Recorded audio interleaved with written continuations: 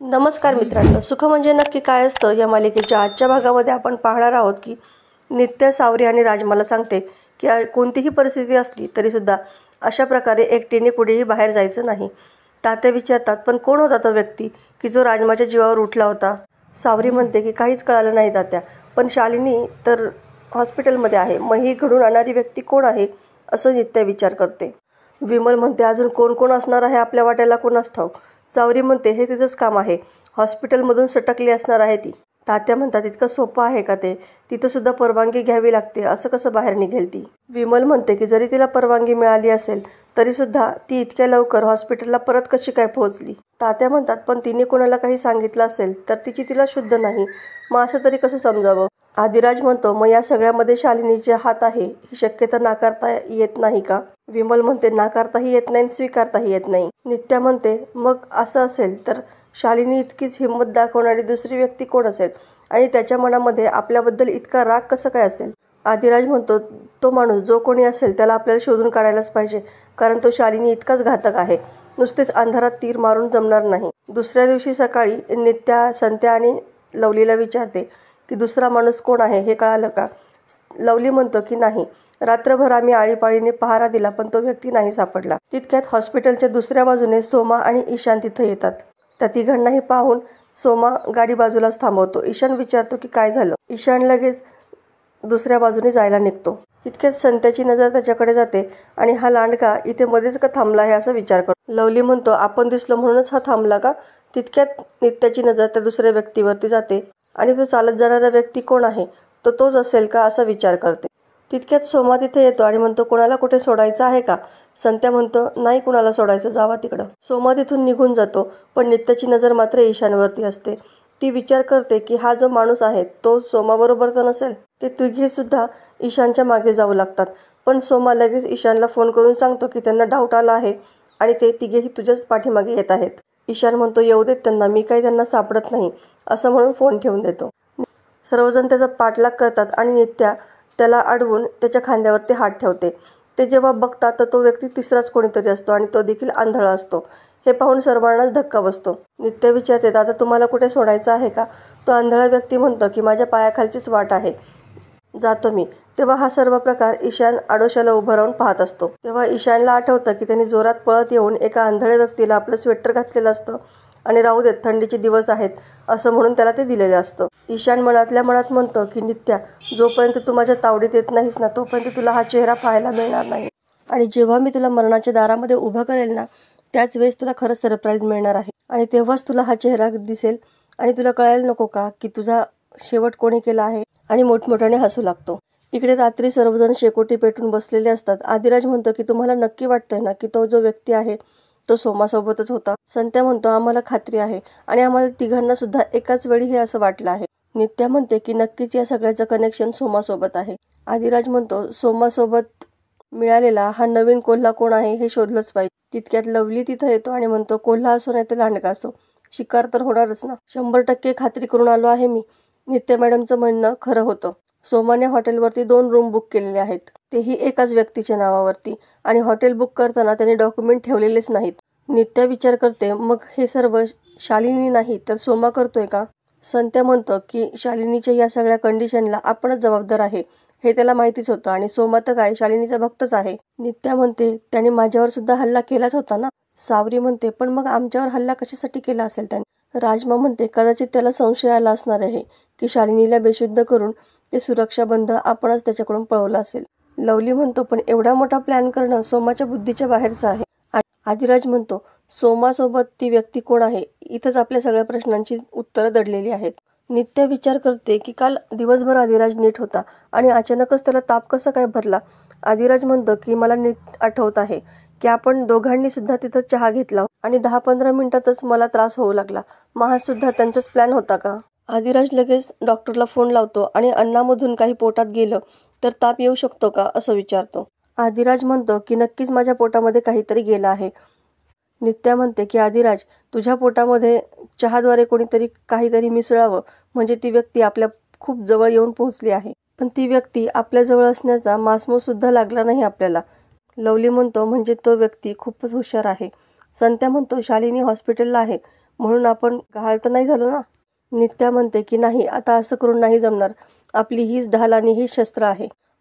Lovely म्हणतो की आता हीच ढाल घेऊन रात्रंदिवस हॉटेलवरती पहारा देणार आहे आता. आणि संत्याला चल असं म्हणून दोघेही तिथून निघून जातात. आदिराज म्हणतो ती व्यक्ती नक्कीच आपल्या जवळची आहे, काहीतरी आपल्या हातातून निसटत आहे. इकडे शालिनी चक्क ईशानच्या कानामागे मारते. शालिनी म्हणते तुला सोडवण्यासाठी किती हातापाया पडावे लागले आहेत मला, कुणापुढे शब्द टाकावा लागला आहे याची कल्पना तरी आहे का तुला? ते काय असं मला तोंडावर पाडण्यासाठी का? एवढ्या एका गोष्टीची काळजी घेता येत नाही का? ईशान म्हणतो आता असं काय माहिती की ते तिघही वाटेत उभे असतील. शालिनी जोरातच ओरडते की माझं नाटक उघडं करण्यासाठी ते आकाश पातळ एक करतील. तुम्हाला काहीच कसं कळत नाही, प्रत्येक पाऊल आपल्याला खूप सावधगिरीने टाकायचं आहे. मी इतकी धावपळ करत आहे हे नाटक चालू राहण्यासाठी आणि तुम्ही असल्या चुका करणार आहात का? सोम म्हणतो मॅडम साहेब चूक झाली, माफ करा आम्हाला. शालिनी रागातच म्हणते परत अशी चूक झाली तर मी जिवंत ठेवेल का तुम्हाला? आणि ईशानला म्हणते की मी तुला बाहेर काढलं आहे ते माझ्या मदतीसाठी, मला अडचणीत टाकण्यासाठी नाही. मी असं प्लॅनिंग केलं आहे की नित्या आणि आदिराज आता बेसावध असतील, पण त्यांना थोडी जरी भणक लागली तर तुम्ही दोघे सुद्धा इथेच ॲडमिट व्हाल. ईशान म्हणतो की मॅडम मला माहिती आहे की माझ्या हातून चूक झाली, पण मी नंतर सांभाळून सुद्धा घेतलंच ना. शालिनी म्हणते म्हणूनच तो जिवंत उभा आहेस तू माझ्यासमोर. त्या दोघांवरतीही डायरेक्ट वार करता येणार नाही, त्यांच्यावर आता शेवटचा वार करण्याची तयारी केली आहे मी. सोमा म्हणतो मॅडम साहेब तुमचं प्लॅन काय आहे? आम्ही दोघेही आहे तुमच्यासोबत, पण तुमचं बाहेर जाणं खूप रिस्की आहे. शालिनी म्हणते की ते बघते मी, पण तुम्ही दोघांनी वेगळा काही गोंधळ घालून ठेवू नका. ईशान म्हणतो परत कुठलीच चूक होणार नाही. ते दोघेही निघत असतात तेव्हा शालिनी म्हणते की आणखी एक मूर्खपणा केला आहे तुम्ही.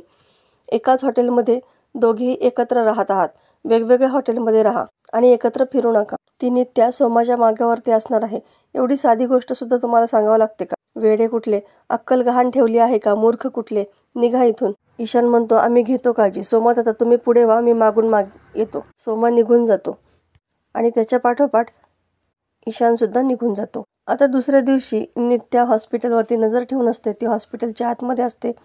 संत्याला फोन करून विचारते की सोमाचं काय आहे.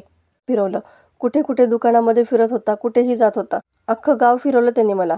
आता तो हॉस्पिटलच्या बाहेरच आहे. नित्या लवलीला विचारते की तुझ्याकडे काय सिच्युएशन आहे. लवली म्हणतो की मी आता माशा मारत बसलो आहे. सोमा तर अजून काही हॉटेलवरती आला नाही आणि त्याच्यासोबतचा माणूस त्याची सुद्धा काहीच खबर बातमी लागली नाही. संत्या म्हणतो इथं पण सोमा एकटाच आहे, त्याला कोणीच भेटलं नाही. हॉस्पिटलच्या बाहेर तो एकटाच उभा आहे. नित्या म्हणते की बहुतेक ते सावध झाले आहेत, पण तुम्ही लक्ष ठेवा असं म्हणून फोन ठेवते. नित्या आणि आदिराजला डॉक्टरांनी बोलवलेलं असतं. डॉक्टर सांगतात की तुमच्या पेशंटची परिस्थिती अतिशय खालावलेली आहे असं मला वॉर्डनकडून कळालेलं आहे. सोमा लगेच ओरडूनच म्हणतो की असं कसं, तुमच्याकडे पेशंट नीट करायसाठी आणला आहे आणि तुम्हीच असं म्हणताय, आणि असं असेल तर मला आधीच सांगा ना, मी त्यांना दुसऱ्या हॉस्पिटलमध्ये हलवतो. अवस्था जर चांगली होत नसेल तर चांगली करा ना, डॉक्टर आहे ना तुम्ही. तेव्हा आदिराज सोमाला म्हणतो की जरा शांत राहा ना, त्यांच्या अंगावर जाऊन काय होणार आहे का? तेव्हा डॉक्टर म्हणतात तुम्ही तिघेही त्यांच्या जवळचे आहात, त्यांच्या फॅमिलीमध्ये इथं कोणीच नाहीये, म्हणून मी तुम्हाला तिघांनाही बोलवलं आहे. जे आहे तेच मी तुम्हाला सांगत आहे. नित्या म्हणते पण त्यांची परिस्थिती सुधारण्यासाठी काहीतरी उपाय असेलच ना.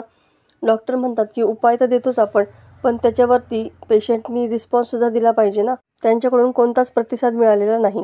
एका धक्क्याने ट्रिगर झालेला आजार दुसऱ्या धक्क्याने बरा सुद्धा होऊ शकतो किंवा वाढू सुद्धा शकतो. आणि मानसिक अवस्था सुधारायला त्यांच्या आसपासची माणसं जवळ असली ना तर मदत होते. आम्ही आमच्या बाजूने प्रयत्न करतोय, बघू त्या कसा रिस्पॉन्स देतात. आणि काही सुधारणा नाही झाली तर तुमच्यापैकी कोणाला तरी एकाला इथे थांबावं लागेल असं सांग. तेव्हा नित्या आदिराज एकमेकांकडे पाहू लागतात. इकडे शालिनी मनाशी म्हणते की शालिनी आहे मी स्वतःलाच पिंजऱ्यामध्ये बंद करून घेतलेलं आहे. निसटलेली शिकार मला करता येणार नाही, मी बाहेर पडू शकत नाही, म्हणून काय झालं, मी शिकारीलाच पिंजऱ्यामध्ये बोलवून घेतलेलं आहे. तेव्हा नित्या आणि आदिराज दरवाजा पलीकडे उभे आहेत. हे पाहिल्यानंतर शालिनी लगेच भिंतीवरती आपलं डोकं आपटून घेऊ लागते. नित्या घाईघाईने पुढे येते आणि काय करत आहे, लागेल ना तुम्हाला असं म्हणून तिला थांबवते. आदिराज लगेच डॉक्टरांना बोलवतो. वॉर्डन लगेच येऊन शालिनीला सांभाळते. शालिनी बेशुद्ध पडते. वॉर्डन म्हणतात की तुम्हाला दोघांनाही पाहून मागच्या वेळेस त्या अशाच व्हायलंट झाल्या होत्या, मग तुम्ही परत कशासाठी आले आहात? नित्या म्हणते पण आम्ही काहीच केलेलं नाहीये. वॉर्डन म्हणतात की पेशंट डोकं आपटून घेते आणि तुम्ही म्हणताय की काहीच केलं नाही. बेशुद्ध पडले आहेत त्या. आणि डॉक्टरांना बोलावते. तितक्यात डॉक्टरही तिथे येतात. डॉक्टर आणि सर्व नर्स स्ट्रेचरवरून तिला घेऊन जातात आणि डॉक्टर आदिराजला सांगतात की तुमचा पेशंट खूपच सिरियस आहे असं सांगतात. आदिराज नित्याला म्हणतो की हे सगळं काय होऊन बसलं. नित्या म्हणते की आतापर्यंत शालिनीने खूप काही नाटकं केली आहेत, पण स्वतःच्या जीवावर बेतील असं नाटक तिने आजवर केलं नाही. आदिराज स्वतःच्या जीवाशी नाही खेळणार म्हणजे हे सगळं खरं असावं. नित्या म्हणते, म्हणजे शालिनीचं मानसिक संतुलन खरंच बिघडलं आहे का? तितक्यात डॉक्टर येतात आणि सांगतात की खूपच रक्त गेलं आहे, पण त्यांच्या मेंदूला काही इजा पोहोचली आहे की नाही हे स्कॅन केल्यानंतरच कळणार. सध्या तर आम्ही फक्त त्यांच्या जखमांना ट्रीट केलेलं आहे, पण जोपर्यंत त्या शुद्धीवरती येत नाही तोपर्यंत काहीच सांगता येणार नाही. नित्या काळजीनेच विचारते की काही सांगता येणार नाही म्हणजे त्यांच्या जीवाला धोका आहे का? डॉक्टर सांगतात की असं नाही, पण सध्या तरी पेशंटची मानसिक अवस्था बघता काही सांगता येणार नाही. त्यांना बरं व्हायचं आहे की नाही यावरच सगळं अवलंबून आहे. आणि तिथून निघून जातात. तर मित्रांनो, येणाऱ्या भागामध्ये आपल्याला पाहायला मिळणार आहे की तात्या नित्याला म्हणतात की तुझं या अशा अवस्थेमध्ये शालिनी सोबत राहणं रिस्की आहे. इकडे शालिनी स्वतःशी म्हणते की गौरीचा फाजील चांगुलपणा नित्यावरती भारी पडणार आहे आता, आणि तोच चांगुलपणा नित्याचा घात करणार, आणि असं म्हणून समोर पडलेल्या एका बाहुलीला चाकूने मारू लागते. दुसरीकडे आदिराज नित्याला घेऊन हॉस्पिटलमध्ये येत. तुम्ही इथेच बसा, मी तुमचं नाव लिहून इथे परत येतो असं सांगतो. तेव्हा नित्या पुढे जात असताना एका खेळण्यावरून तिचा पाय घसरतो. तेव्हा नित्या खाली कोसळते आणि जोरात आदिराज असं ओरडते. ते पाहून आदिराज सुद्धा नित्या मॅडम असं जोरातच ओरडतो. तर मित्रांनो, असेच नवनवीन व्हिडिओ अपडेट पाहण्यासाठी चॅनलला सबस्क्राईब करा. नोटिफिकेशनसाठी बेल आयकॉन अवश्य दाबा. व्हिडिओ पाहिल्याबद्दल धन्यवाद.